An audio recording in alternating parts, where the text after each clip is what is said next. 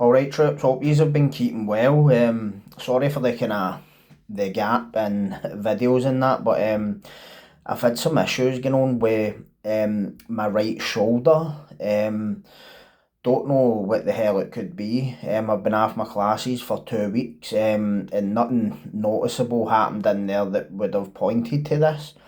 Um, and the pain has just been getting worse over the past maybe 5 days. It started like right here, so like right in my right shoulder blade, the kind of lat area, and then it went down to like the tricep, and then it's travelled the whole length of my arm. Now, the day the pain's been worse, and I was convinced this is jailbait NHS 24, and I never phone them. I never phone MD like that. But I'd already made a doctor's appointment. They're like, oh, we can't take you to next week or something. Like, for fuck's sake. We'd pan breed by then. But the strange thing is, even though I can still feel the pain, it feels like it's kind of dying down, touch wood. So I've just not really felt like coming on in that. But I've got a couple of more guest interviews lined up. One of them is should be this week, so keep your eyes peeled and all that shit. But the the subject I wanted to talk about today was a case that I've been quite interested in since. But it's an old case. It stems from the 1960s, 70s in America, right? But I never really, I'd been aware of it for a longer time than I'd been interested in it. And it's the Zodiac case, right? Now, this case is a bit like Jack the Ripper, in the sense that every couple of years somebody will come forward and say they know who the killer is and how they think it's this person, or that kind of shit. And that kind of puts me off a case, because it's like you can't see the woods for the trees, if you get me. It's like there's that much information out there about it. It just kind of, you don't know where the fuck to start, if I'm being honest. And how I managed to get interested in the Zodiac case was, it was 2007, right? And I was in Castle Huntly, and oh, the film Zodiac, Jake Gyllenhaal's in it, Robert Downey Jr. And this was like a big production, and it was based on a book published in 1986 by a journalist called Robert Graysmith. Now, this book had been re-released to tie in with the movie release, and I was in Glasgow, was it Central or Queen Street? It was Queen Street it was, right? And I was getting the train back to Castle Huntly. I was on a day release, and I had purchased the book, right? Now, that isn't the actual copy for 2007, but it's the exact same book, right? And I remember when I just started reading it, I was like, holy fuck, right? And this is no word of a lie. I read that book twice within 5 days, right? That's how engrossed I was, right? Especially being in the jail, like you're and how long was I was only like 2 years into my psychology degree at the time, so it had all the kind of hallmarks of the type of case I'm interested in, like the kind of, how do I put it, somebody committing violent murders for seemingly no reason, but there is always the reason that's in this person's mind. Um, Sending codes to the newspapers, saying his identity's hidden in the codes and all that. So right away, this person, whether he's alive or dead, was giving away a lot of information about themselves, because when you think about the type of person that's committing any sort of what they call thrill killers, right? Killing just for the fucking thrill of it, right? The minute you start communicating with the authorities in newspapers and all that, you're revealing a lot about yourself. You might not think you are, but yeah. And the funny thing is, Um, this case was kind of known as the San Francisco Zodiac killer, but the funny thing is, he had only committed one known murder in San Francisco, but I don't believe that the offender was from San Francisco, and I'll get into that in a wee minute. And so the reason that I kind of wanted to make this video was because obviously on like this channel, I kind of dissect true crime that's of interest, or maybe somebody I knew, or somebody I didn't know, whatever. And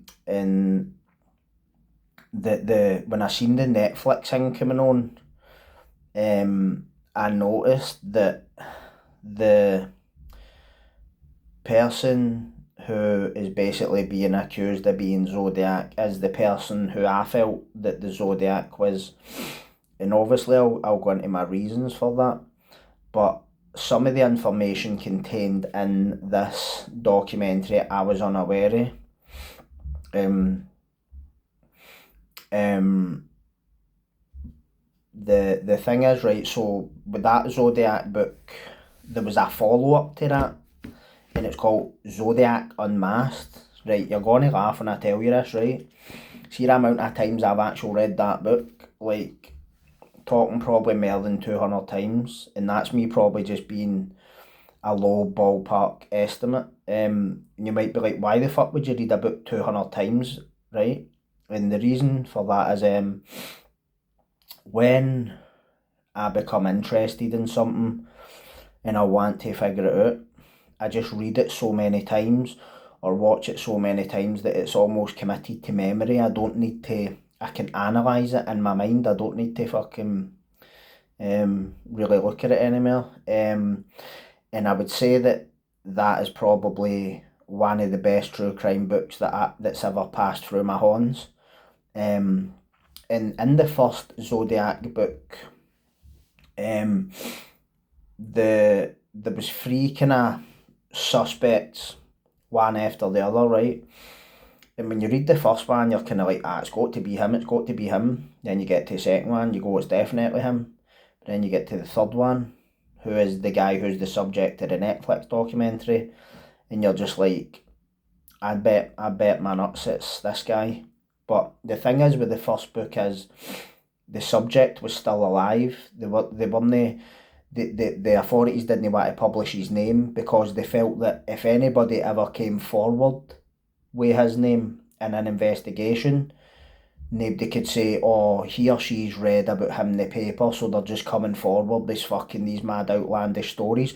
So you get what I'm saying? It's like, if there's a series of crimes happening and it fits maybe my personality, my MO, my past, whatever, if the police and the papers don't publish my name in the papers, but then somebody comes forward, it lends that wee bit extra kind of veracity to the fact, or that bit extra weight to the fact that we need to take this a bit more serious. Whereas if it's like, my name's all the paper, they're interviewing me, people just got to be like, aye, they're just doing that because they've read about him in the paper, do you know what I mean?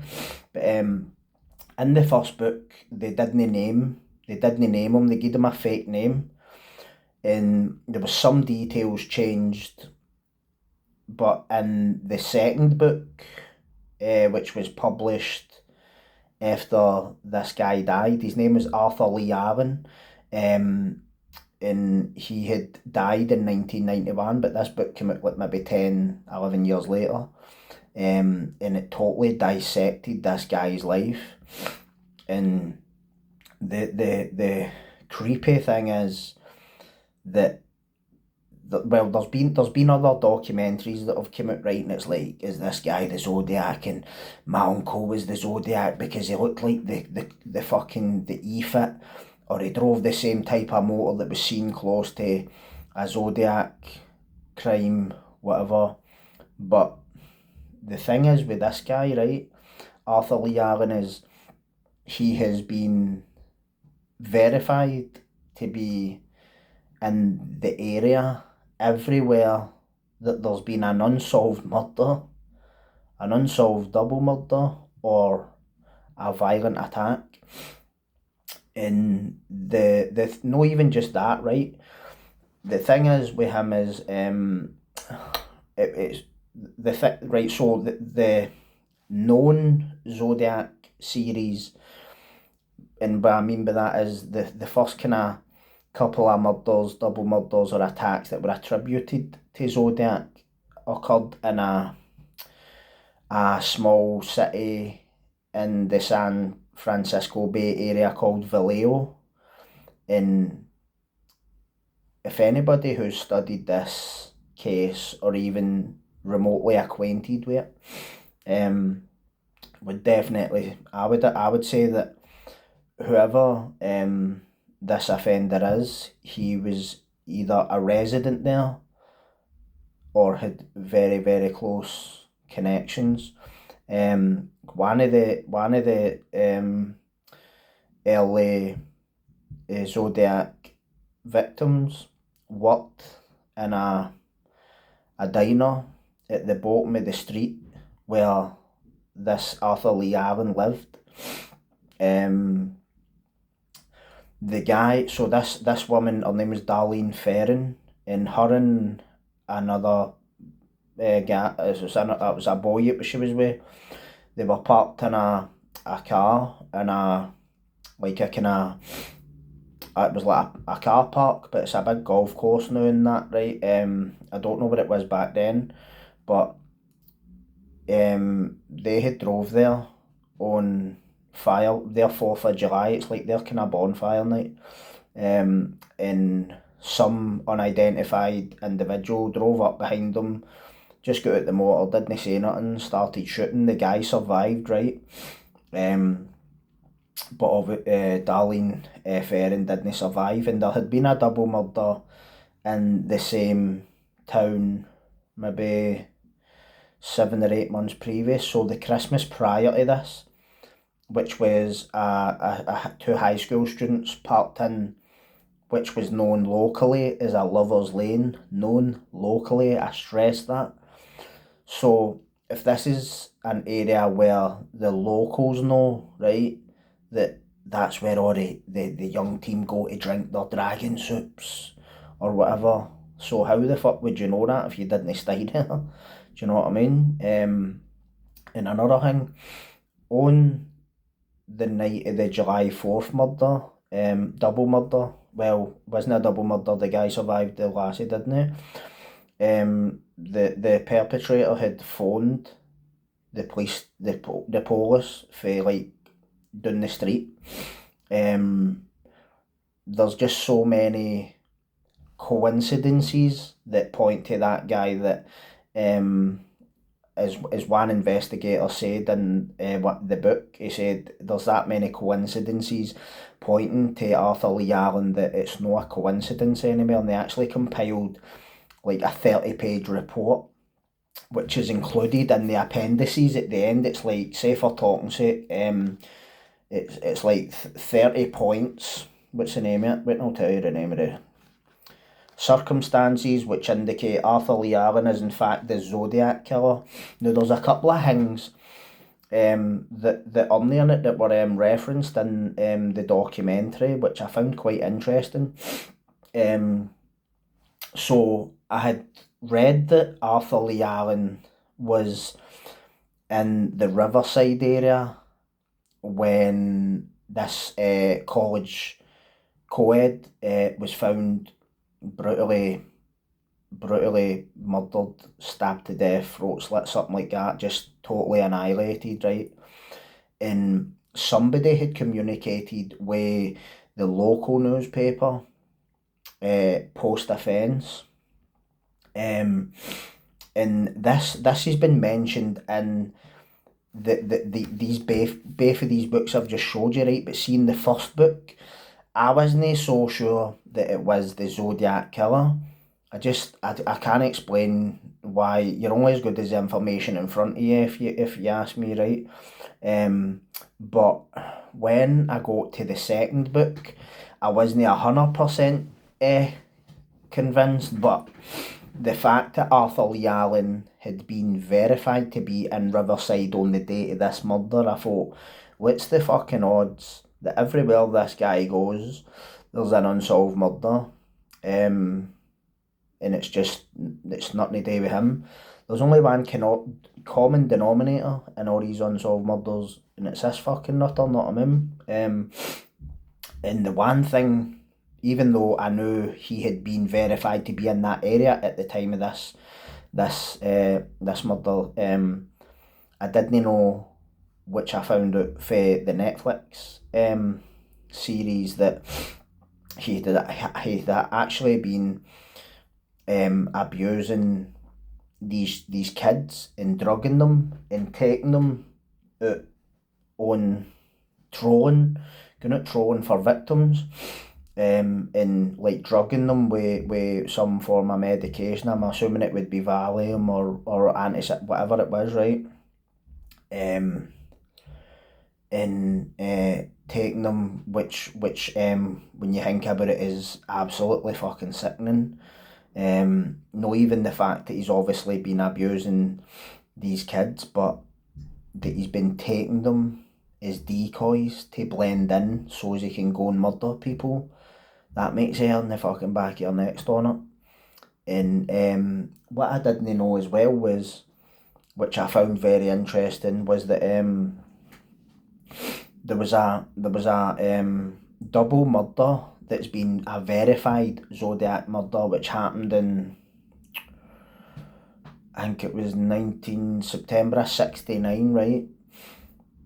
Lake Berryessa, right? The male survived, but the female died of her wounds, right? They were tied up and stabbed to death, right? But he wore this strange kind of get-up outfit, not like a mad hood with a circle and the cross and all that on it. But rewind a few years, right? Go back to 63, which was already in the Zodiac Unmasked book, which was in that book, right? There's a carbon copy murder in Southern California, which is basically, what I just said, a carbon copy. The only thing is, both victims died. It was two high school students, what they call ditch day, basically what we call dogging it, had went to the beach, and in that book he had been, Arthur Lee Allen had went to visit his brother in college down there or something, and other independent witnesses had verified that, but while he was there was a double murder, and nobody can account for where his movements were. But in this Netflix documentary, he had basically taken these kids, like, Mum will go a drive down the highway, not him, but he's going out there to fucking do people in. So what I'm trying to get at is, when I see like all these kind of Netflix things and all that, if I'm well versed in one of these cases, and I'm like, this has got to be a lot of shit, just think that, man. I don't really have a high opinion of Netflix a lot of the time, even though I watch a lot of shit on it. But I was quite impressed with this documentary. And one thing that they always said about Zodiac was that he was obsessed with water, right? And a lot of, if not all, his crimes took place either near a body of water, like a lake, the coast, a river, whatever, right? Or else in a place that was named after water, which sounds like a kind of pathological obsession. And the strange thing is that I might be thinking too much outside the box, that these children, their surname was Seawater. You know what I mean? I don't know if he's targeted them because it fit the kind of his signature water-based stuff and all that, but it wouldn't surprise me in the slightest, because the thing is, Arthur Lee Allen was basically a champion diver and swimmer. Childhood accounts that he nearly made it was Olympic swimmer material, right? Um, was in the Navy, and the mad thing is, he was like a lifeguard in the local swimming and all this kind of stuff. So anything to do with like sailing, water, navigating, he knew it inside out.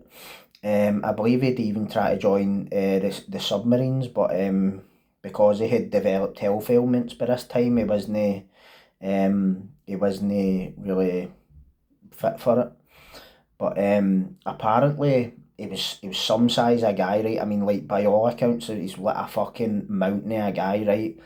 And he walked with a bit of a kind of a noticeable, don't want to say a gimpy leg, but like a kind of a slight limp, and like kind of your footed type or that kind of shit. But apparently, when he was more suited to water than land, which I know you might think it's a bit like what's that got to do, but it ties him with the kind of psychology uh, who a lot of people think that Zodiac was. And the funny thing is, he had also, when he'd been in the Navy, he'd been learning codes, so how to make and break cryptograms, all that kind of stuff. So he's ticking all the boxes. And another strange thing was, he was actually a convicted pedo. He'd went to an institution for, I think it was 4 years, and the interesting thing was, during that 4 years, right, there wasn't a letter or an unsolved murder. And it speaks for itself, doesn't it? It's like, no evidence is evidence, if you get what I mean. In the first Zodiac letter, when he got back out, well, when Arthur Lee Allen got back out, the first letter that the papers not received about Zodiac started with, "This is the Zodiac speaking. I am back with you. Back with you. How, where were you?" You know what I mean? To me, these are just wee slip-ups. No slip-ups, right? Because it's no proof in court. It's just all pieces of a jigsaw. Do you get what I mean? And there was another interesting thing that he said in that interview. So I think it was round about the time he died, because obviously all this shit was coming out in the papers. Everywhere you stayed, there's an unsolved murder. You knew one of the victims. Even the guy who was shot at the 4th of July double attack had actually identified Arthur Lee Allen in a 840 lineup, picked him out, right? And this is how 20 years later or something. Now, if that it doesn't all add up, I don't know what the fuck does. But apparently, when he had died, I believe that there was authorities looking to charge him, but because he had all these health ailments and all that. Can't mind what kind of, we're talking like diabetes, all this other shit up with him. So it's one of the ones. I think he was only like 58 when he died or something. But the year before he died, this reporter went and chapped his door, right? She's like, "Can I come in and interview you?" Blah blah blah. So he's let her in, but on condition they don't show his face. But obviously in the interview you see it, and he says something that interested me, because I just be careful how you use words, because it can either be misinterpreted, or you can, to me there's always something hidden inside the lingo. And he said, "They haven't arrested me because they can't prove a thing. I'm no the Zodiac. Because they can't prove a thing." That was just so telling to me. Don't know what any of yous think, but that just sounded like one more piece of the jigsaw, if I'm being honest. But if any's haven't watched it, I would highly recommend it. Quite creepy, but the books are amazing as well, brilliantly written. And the funny thing is, I know, right, see everybody who's connected to this case, one thing they all say is they used to get these phone calls, um, like heavy breathing or just hang up phone calls. And I noticed that the author of these books alluded to it in the documentary, and he'd mentioned it in them as well. But the funny thing is, there's all these other people who were either victims or um, confirmed victims of Zodiac, or people who fell afoul of Arthur Lee Allen, who all reported receiving anonymous phone calls. So you can't tell me that's no him, man. I wouldn't hear any different. And I get why, like, obviously there's got to be a lot of like, oh, this guy's came forward, but one thing I will say, right, so people are saying, so if Zodiac wrote letters, how could they not match the handwriting? Well, there's a theory about that he somehow copied handwriting onto acetate and then used an overhead projector to write his letters. Now that is pretty smart. If and I believe that's probably a very valid theory. Because they're saying things like, oh, but he's ambidextrous, so how the fuck can you know link one arm or the other? Use your left horn, now use your right horn. Oh, but he might have been in a. Oh no, mate, he's fucking. There's other shit to it, and with the DNA as well, they were saying they've got DNA off these Zodiac letters, but it doesn't match him. Well, do you seriously think the guy can make fucking heavy duty unbreakable codes, but he's going to lick a fucking stamp? Come on, use your fucking head.